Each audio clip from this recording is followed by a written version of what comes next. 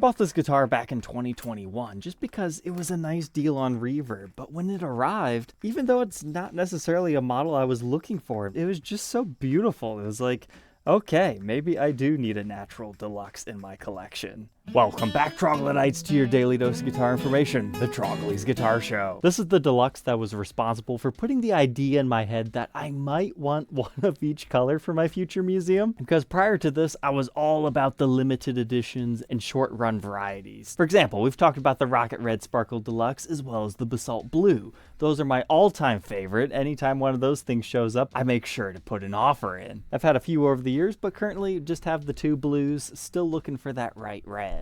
But a little bit of history of the Les Paul Deluxe. It was first introduced for the year 1969. This is one of the very earliest ones made.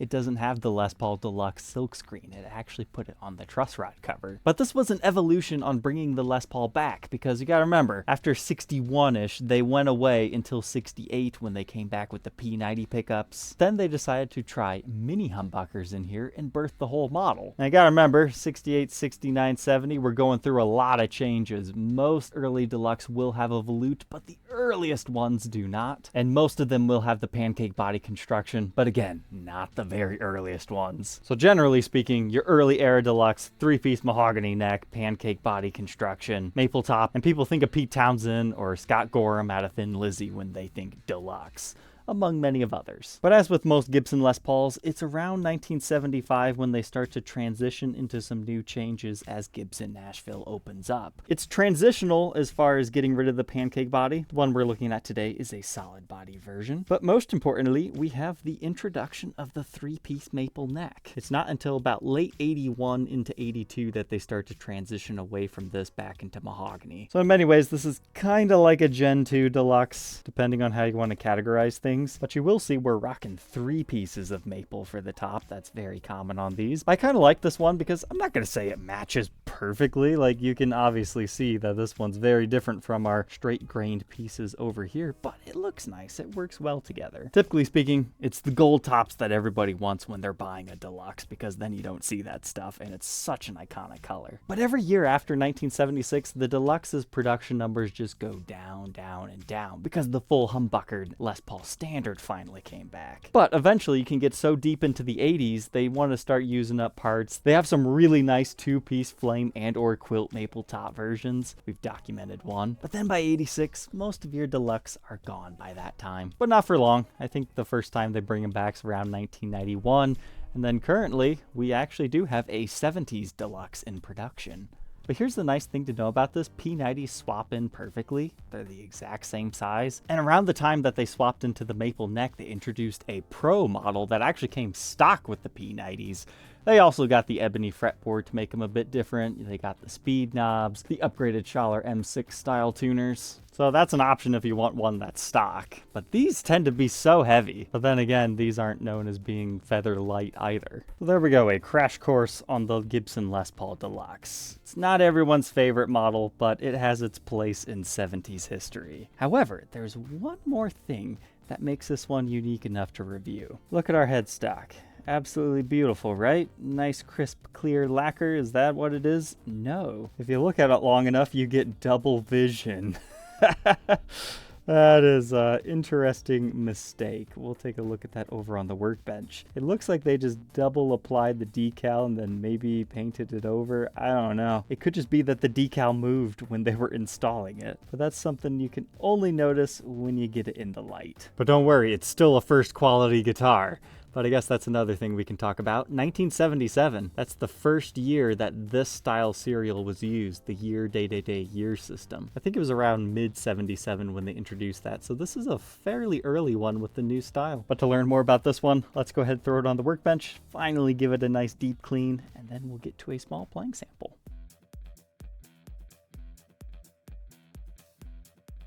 Inside our natural friend, let's go ahead and take a look at these pickups. I actually learned something new tearing this one apart. Our neck pickup, it's got some scratching, but it cleaned off nicely. But the backside of this era of mini humbucker just looks like this. It has the patent number engraving to it. Now, the earlier 70s, they'll actually have a water slide decal on the back. I'm not sure what changed between them, but they do sound different in my opinion. But here's the bridge pickup now, also all shiny. This one, the foam blocks came off within the cavity, so we can actually see through to the date stamp as well as the full patent number engraving. But check out the pickup routes themselves. So it's a short neck tenon. It's actually marked natural in here. And then look at that, 25. I want to know what that 25 means, because we've been seeing that a lot in this era, such as on the 25th anniversary Les Paul Custom. But what's most interesting to me is look, we don't actually have a base plate on this version of the Deluxe. They have a threaded brass bushing inserted into the guitar. So when I told you earlier that P90s can indeed fit, keep in mind you will have to do a very, very small modification of screwing in a base plate or doing a similar threaded insert in two locations right here. So if you're ever curious if somebody has played around with your pickups,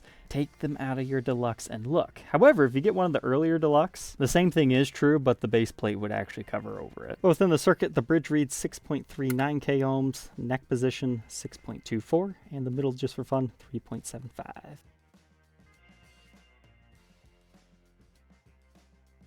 But now our bridge and tailpiece. It's just your regular Nashville style. I can tell this one's slightly collapsed, but to be honest, most of them are. But it's a Schaller made in Germany part. It should have a branding right here if yours is original. I had some people ask, how does a bridge collapse? It's because people believe the talk online that decking your tailpiece gives you the best sustain. Whether true or not, you're also putting excessive pressure on your bridge. You should be able to put a feeler gauge underneath the string and have clearance. If the string after touching the saddle is touching the back side of your bridge, it's slowly bending it. So how do you get around that? You can top wrap, or you can just raise your tailpiece. That decision is yours. I talk about collapsed bridges quite often, but I don't ever tell you about other signs that you might have a collapsed bridge. The biggest thing that'll occur is your middle register strings will start to buzz before your outer strings. Because you got to think about it. Your fretboard has a radius. On most Gibsons, it's about 12 inches, and you got your 24 3/4 inch scale. Your bridge is actually curved to match that, so when you flatten out that radius, it causes these center strings to drag down a little bit. So it mainly impacts your action.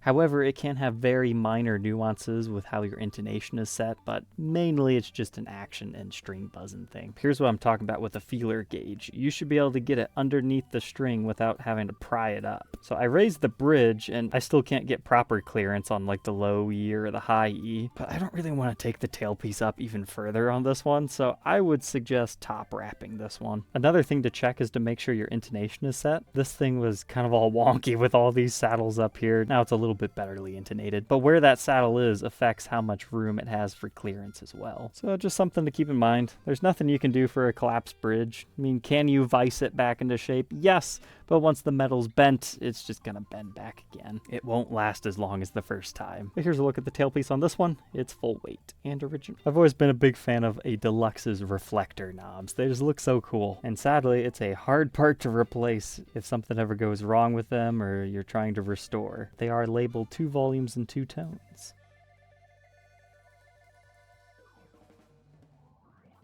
I'd say this thing looks pretty good without a pickguard. It's tempting just to leave it off, but we can take a second to appreciate all the mineral streaks and wood grain. It's not going to win any beauty contests for super crazy ultra flame tops, but after I polished it, some of the figuring actually did come out in that centerpiece right there, and a lot on the back of the guitar, but we'll see that shortly. But here's a look at the pickguard itself. At one point in time, it cracked up there, and you can tell somebody glued it back together. I noticed something interesting about this. Pickguard sits over top of the pickup ring just a tad. So at first I was curious, what is this, a replaced pickguard? But I tried the one that I have on that Pro Deluxe that's here on consignment, and I quickly realized what happened here. It was installed just a little bit too low on this one, because the other pickguard, it matches perfectly as far as their casting marks, so I know they're both original, but it was just a boo-boo by the factory. It wouldn't surprise me if that cracked because somebody was adjusting the pickup and they didn't realize that or something. But as far as the overall condition, this is not a mint condition collector's piece. Now thankfully a lot of the heavier picking scratches in this area have for the most part polished out, but you can see a few imprints into the clear coat right over there. A line of dots down here, a couple of dings by our bridge and tailpiece, some more dings down in this area, an impression line there, as well as some more over here. There's a straight up ding into the binding, and some more over here. Then we'll look on the base side right now. You can see some strap wear and other nicks and dings. When I bought this one, I wasn't necessarily thinking of keeping it, and even now I'm kind of on the fence. It's such a beautiful natural example, but then you do have some more finish wear down here,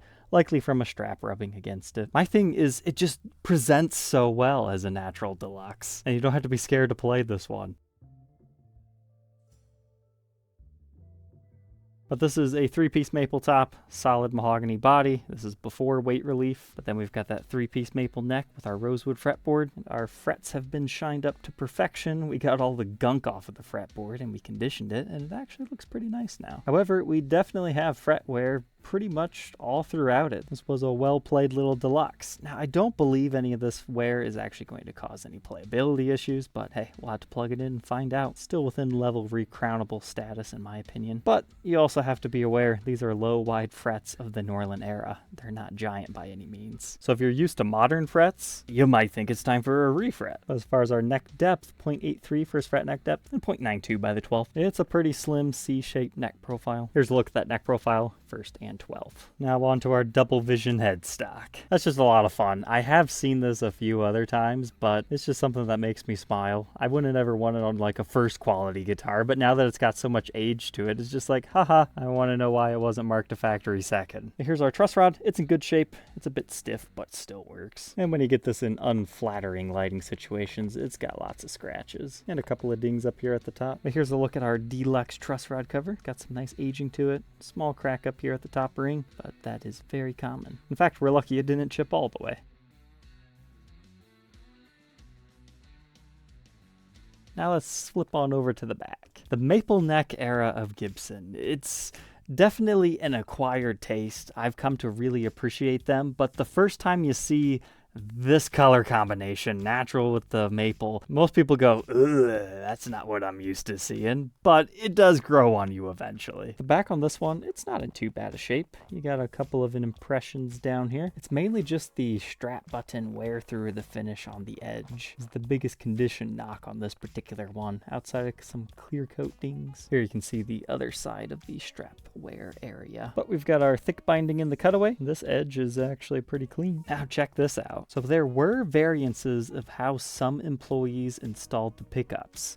Usually what you'll find is they'll solder it to the pot like right here, but the other variance is right here. They ground them off together like so, and then they attach it to where like your 3-way toggle switch goes with another grounding piece. This is technically untouched in my opinion. Got a little sticker over here that looks like it says NAT for natural. This pot dates to 1976, as does this one, 47th week. So with the late 76 pot codes, it makes sense that this is a mid 77 guitar. But here's something I found interesting. Since nothing appears to be modified here, I found it strange that our metal shielding tin only had one of its screws. So it might have been a careless person who was inspecting this guitar at one point, lost one of the screws. Could be the factory guy forgot to install the other one. It could also be that this is stripped out and one wouldn't even fit to begin with. I don't know, but we're missing a screw. And here's a look at our caked over toggle switch. Everything is as expected there, and we've got our cool brown back plates for both of the positions. I was telling you that the mahogany dances now. You can kind of see what I'm talking about. It's always funny the differences between a polished and a non-polished guitar. Sometimes they don't come to life until you give them some love. Similar effect on the neck. You can get a little bit of flame figuring to come out, but I certainly wouldn't call this a figured neck by any means. It looks like we're going to have some clear coat rub through along this edge of the neck for our blacklight test. But other than that, you just got a couple of small dings in the clear coat, just like the top. Here's our smaller volute. This was a Nashville produced one, and we have the shortly lived Gibson flower logo tuners. You'll find these on Flying V's and some deluxe, sometimes a standard, occasionally on a Marauder. I'm not going to say they're the best tuners in the world because these Klusons don't tend to hold up because people don't lubricate them. But our serial number on this one is 1977, 250th day of the year, and then it looks like it's production number 507, so that tells us it's Nashville. But yeah, they kind of covered up our serial number a little bit. But speaking of blacklight tests, under here you can kind of see what I was talking about. Somebody might have lubricated these tuners at one point and something got underneath there, and that's why it glows a little bit differently. Sometimes that's very obvious in regular lighting situations. This one's not too bad. We do have some sort of a stand rash or hanger mark of some sort there. As far as the neck on this side, it actually looks pretty good. But our other side, it actually appears I'm wrong. There's not clear coat wear. I mean, maybe just a touch, but I thought we would see for sure like a whole area wore off. That was just a really sticky area when I was cleaning it earlier. This neck is actually in really good shape. Can run over the back. If you're curious why the back looks different from the neck, remember, maple, mahogany, you're still going to have some slight variations within your blacklight test too. But you can see it looks like maybe a coily cable did some damage there. You can see some other dings I missed, but our neck joint looks good. And we can see all those other dings and finish worn through areas we were talking about earlier. No surprises on this natural beauty. But speaking of natural beauties, I'm curious, has anybody ever seen a maple fretboard Les Paul Deluxe? We've talked about the Les Paul Custom version in this episode, but how cool would it be if there was like a small run of Deluxe that were done up like that too? That would make me really happy. But here we can run along the top. This one is beautiful. The knobs are glowing the way I would expect to see, and our headstock is peachy, which is probably a good idea to check that somebody just didn't reapply a decal because it wore off or something. That looks good to me. All said and done though, it's not lightweight. It is 10 pounds, 4.7 ounces. However, it doesn't feel quite that heavy, so at least it's well balanced. Let's go ahead and hear these mini humbuckers.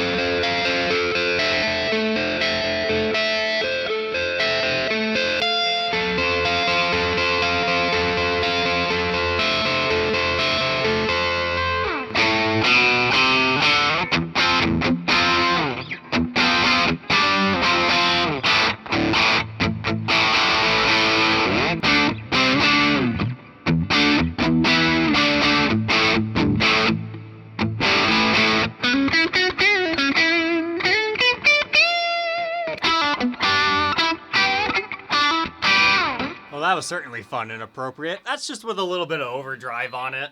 Mini humbuckers, I'm not going to say this is the best set, but I found if you play with their pickup heights, you can coax a slightly more traditional tone out of them. Like currently I have the bass side way jacked up with the treble side down to kind of help tame how bright it is.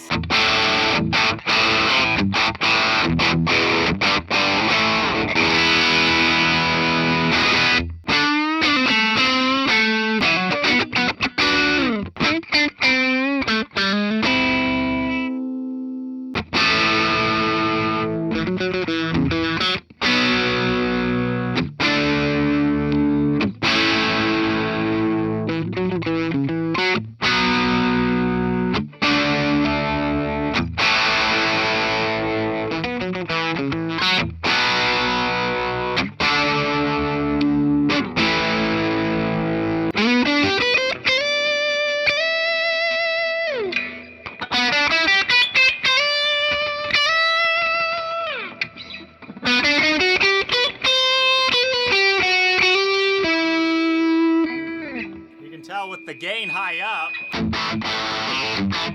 they do get very microphonic. So for best results, keep it tamed down. But now let's clean it up.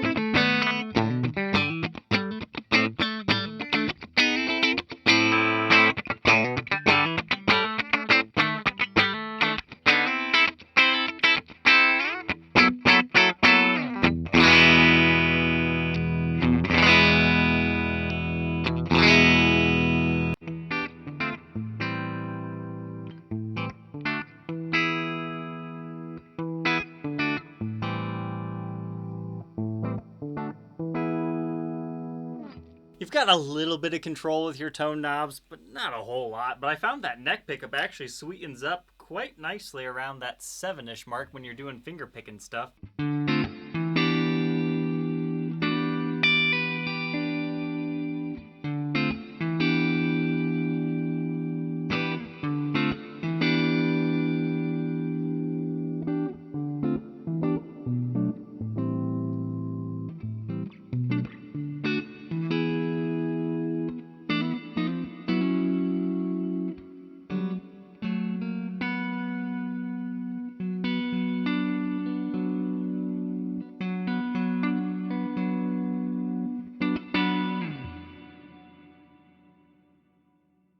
So there we are, my natural 1977 Deluxe. Finally got time to clean it up and review it today. What are my final thoughts? Is it my favorite Deluxe in my collection as far as playability and tone? Unfortunately, no. I would categorize this as a good guitar. It's got a funny little story with the whole double vision thing. It seemed very appropriate to play that song, but I definitely prefer the earlier 70s Deluxe as far as the pickups themselves. But that's not to say these later ones are bad necessarily. You just have to know what to think and expect going into them. Running them full on 10 in your regular setup might not sound the best. But sometimes comparison is the theft of joy, so I could see how if this was just your only guitar, you would be plenty happy with it. But alright, Troglodytes, I hope you enjoyed. Don't forget to like, comment, and subscribe, and we'll catch you guys tomorrow on the next one. Take care.